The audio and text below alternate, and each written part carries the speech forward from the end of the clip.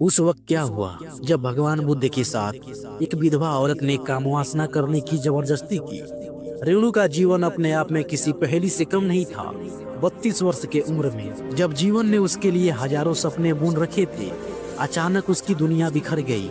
पति की अचानक मृत्यु ने उसे एक केवल अकेला कर दिया, बल्कि समाज के लिए एक ऐसे दायरे में ढकेल दिया जहां उसकी इच्छाओं और भावनाओं को महत्वहीन समझा जाता था। रेणु और अमित का विवाह प्रेम और आदर्शों पर आधारित था। अमित उसके जीवन का केंद्र था। उनके बीच एक गहरी समझ और शारीरिक आकर्षण था। रेणु के लिए अमित का स्पर्म और उसका साथ उसकी जीवन का आधार था। लेकिन एक दिन अमित की हार्ट अटैक से मृत्यु हो गई। रेणु पर दुख का पहाड़ टूट गया। पति की मृत्यु के बाद रेणु को सफेद साड़ी में बांध दिया गया। उसके रंगीन कपड़े, चूड़ियां, बिंदी सब उससे छीन लिया गया। उसके साथ साथ उसकी इच्छाएं और भावनाओं को भी दफन कर दी गई। गांव की औरतें अक्सर उसे कहती, काम वासना जैसी चीजें विधाओं के लिए नहीं होती। रेणु के लिए यह सुनना किसी सजा से कम नहीं था। एक रात जब पूरा गांव सो रहा था, रेणु अपनी खिड़की के पास बैठी थी। चांद की रोशनी में उसने अपनी परछाई देखी। उसने महसूस किया कि उम्र अभी इतनी नहीं है कि अपनी इच्छाओं को मार सके। उसका शरीर और मन दोनों अभी भी प्रेम और स्पर्म की चाह रख रहे थे। उसने अपने आप से वादा किया कि अपनी इच्छाओं का गला नहीं घोटेगी। रेणु की जिंदगी में एक नया मोड़ तब आया। रघुवीर की सरलता और समझ ने रेणु को आकर्षित किया। रघुवीर ने भी रेणु की आंखों में छिपी गहरी उदासी को पहचाना। धीरे धीरे दोनों के बीच दोस्ती गहरी हो गई। रघुवीर का स्पर्म रेणु के भीतर सोई हुई इच्छाओं को फिर से जगा गया। उसने महसूस किया कि उसकी कामनाएं न तो गलत थी, न ही समाज के लिए नियमों से परे। जब गांव वालों को उनके संबंध का पता लगा, उन्होंने रेणु को बदचलन कहकर दुत्कारा। लेकिन इस बार रेणु ने हार नहीं मानी।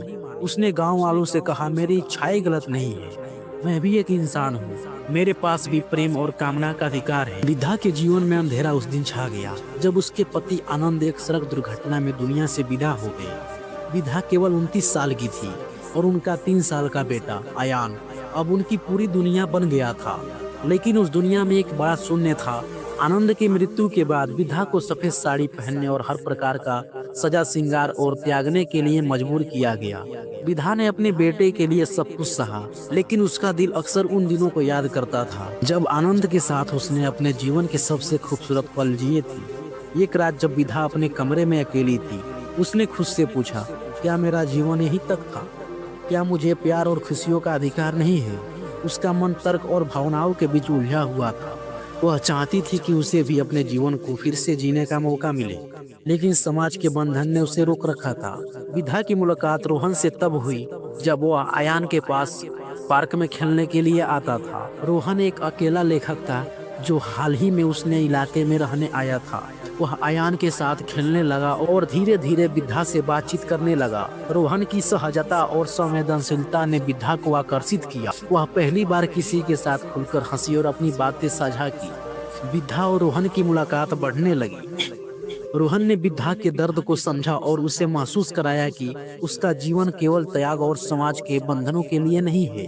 एक दिन रोहन ने विद्या से कहा, तुम्हारी इच्छाएं, तुम्हारे सपने गलत नहीं है, तुम भी अपनी खुशी के काबिल हो। विद्या की आंखों में आंसू आ गए। यह पहली बार था जब किसी ने उसकी इच्छाओं का सम्मान दिया। जब यह खबर ससुराल और पड़ोसियों को पता लगा तो सभी ने विद्या को कड़ी आलोचना का शिकार बनाया। एक विधवा होकर भी तुम ऐसा कर रही हो, शर्म नहीं आती? विद्या का दिल दुखी था, लेकिन इस बार वह चुप नहीं रही। उसने अपनी सास से कहा, मैंने अपनी पूरी जिंदगी दूसरों की खुशी के लिए जी है, अब मैं अपने बेटे और अपनी खुशी के लिए जीना चाहती हूँ। मेरी इच्छाएं भी उतनी ही महत्वपूर्ण है जितने किसी और का होता है। विद्या ने अपने साहस और रोहन के समर्थन में एक नई शुरुआत की। उसने ससुराल छोड़कर शहर के एक छोटी सी नौकरी कर ली। अयान की परवरिश के लिए खुद को समर्पित कर दिया। रोहन उसके जीवन का एक अहम हिस्सा बन गया। विद्या ने महसूस किया कि जीवन की असली सुंदरता अपने दिल की सुनने और अपने सपनों को पूरा करने में है। यह कहानी हमें यह सिखाती है, जीवन में खुशियां पाने और इच्छाओं को पूरा करने का अधिकार हर किसी को है। समाज के नियमों से ऊपर उठकर अपने लिए जीना हर इंसान का सबसे बड़ा कर्तव्य होता है।